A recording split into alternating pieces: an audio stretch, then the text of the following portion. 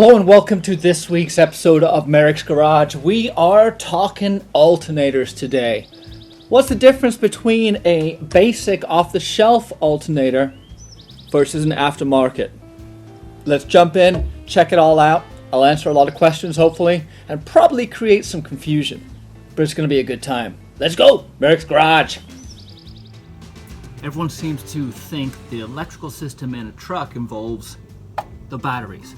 And while that is true to a certain extent, the heart and soul of your system is going to be your alternator.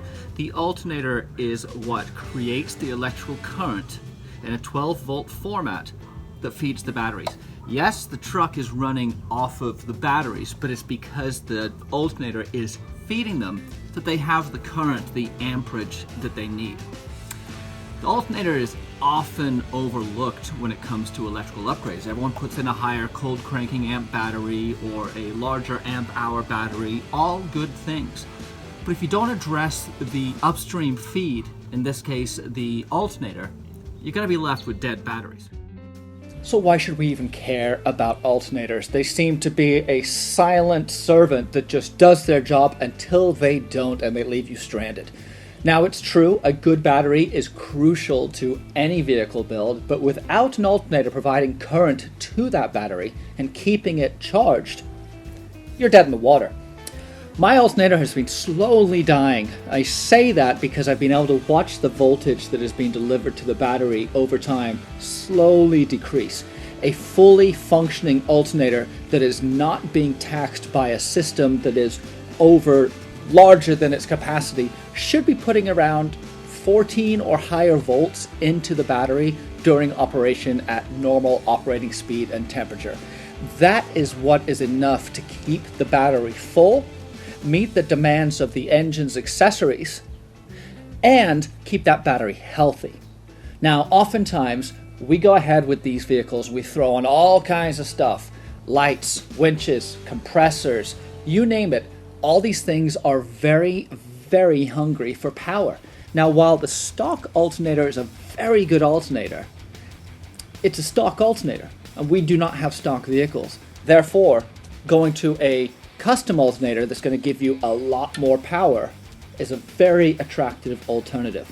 So I have these two alternators in front of me. I'm going to go into them shortly as to what the differences are, not just in amperage, but in terms of construction, in terms of heat, in terms of reliability, things like that. So sit tight, get your electrical brains on, and let's do some heavy lifting. So what do you get when you purchase an aftermarket alternator versus a stock unit? Several things really, but what we are concerned is about longevity, durability, and power production. The stock unit that came in my truck is a Bosch 140 amp unit, and it is more than adequate. In fact, it's a great alternator.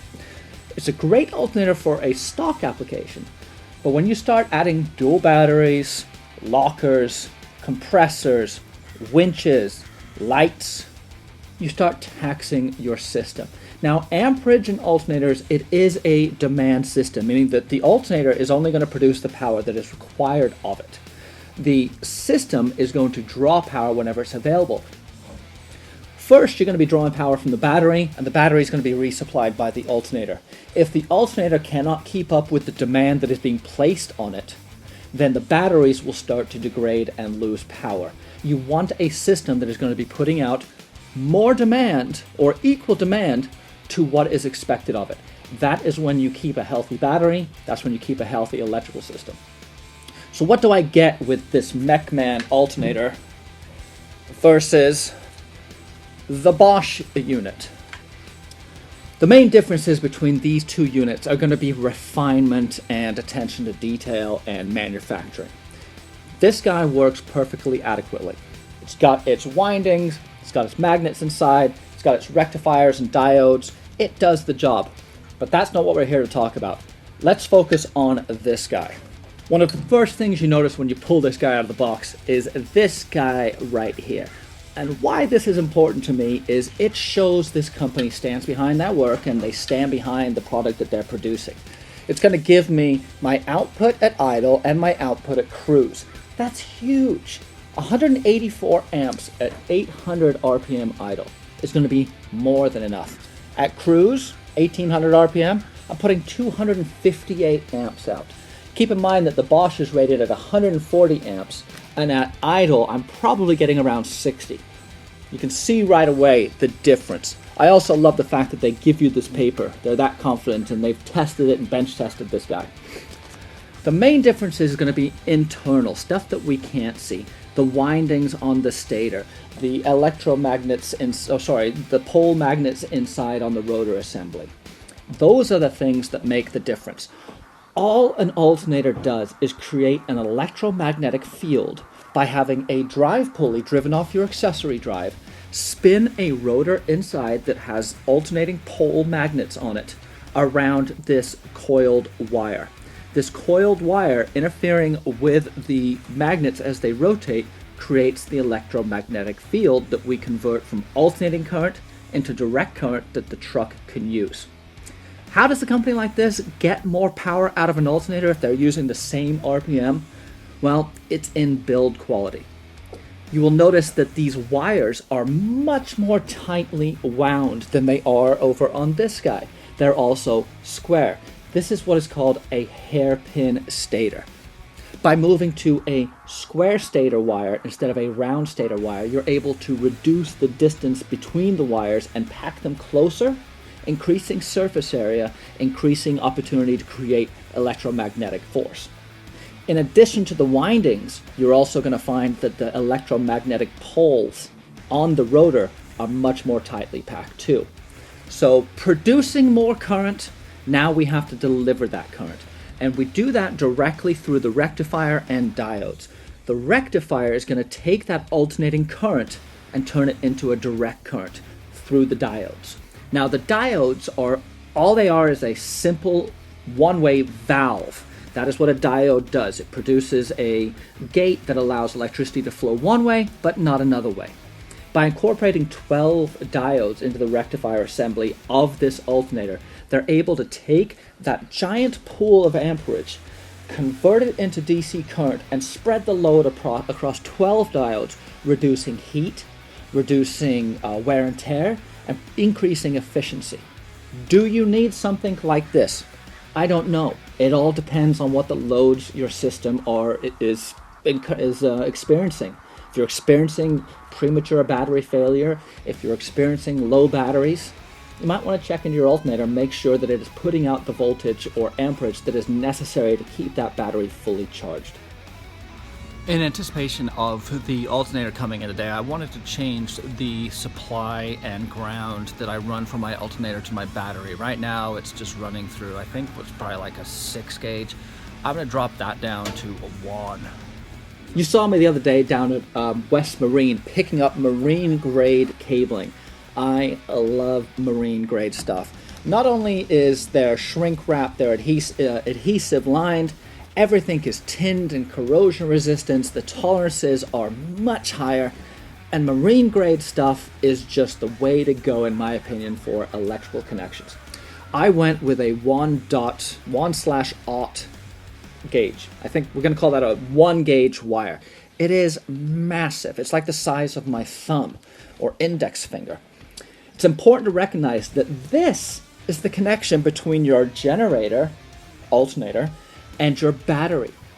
You can't just run a 10 gauge wire and expect to reap the benefits of a high-powered alternator. You have to have a strong connection, not only in the positive, but also in the negative. I'm also going to bypass the starter, which is traditionally how these units are set up to run the alternator to the starter and then up to the battery. Now, if you have a consistent gauge run throughout the system, then that's okay. I'm just trying to reduce complexity and cut out any problem areas, and running it straight to the alternator, from the alternator to the battery, is the best way. So that's everything there is here. Very simple parts. The installation should be pretty quick and we should be back up on the road. Remember, disconnect your battery, safety precautions, and before you start your car with a new alternator, make sure that the battery is fully charged. Let's go install it.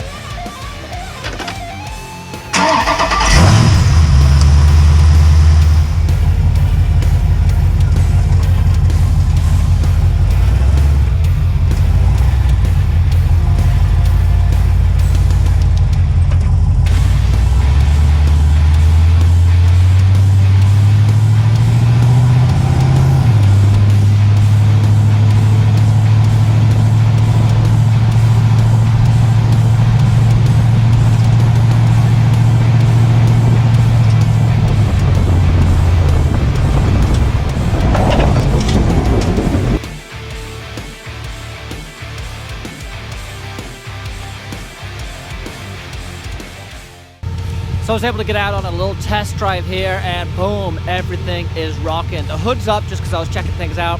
Give you guys a quick walk around so you can see what I'm dealing with. But I'm pretty happy. Voltage is coming in around 14.6, which is perfect. The batteries are getting fully charged. Doing a nice little freeway run to get things all up to operating temperature and battery charge. So yeah, let me show you the truck, see if anything's burning.